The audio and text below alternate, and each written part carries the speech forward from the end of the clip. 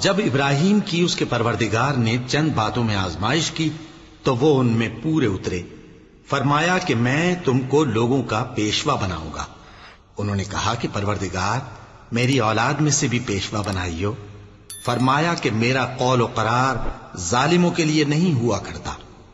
اور جب ہم نے خانہ کعبہ کو لوگوں کے لیے جمع ہونے اور امن پانے کی جگہ مقرر کیا اور حکم دیا کہ جس مقام پر ابراہیم کھڑے ہوتے تھے اس کو نماز کی جگہ بنا لو، اور ابراہیم اور اسماعیل کو حکم بھیجا کہ طواف کرنے والوں اور اعتکاف کرنے والوں اور رکوع کرنے والوں اور سجدہ کرنے والوں کے لیے میرے گھر کو پاک صاف رکھا کرو.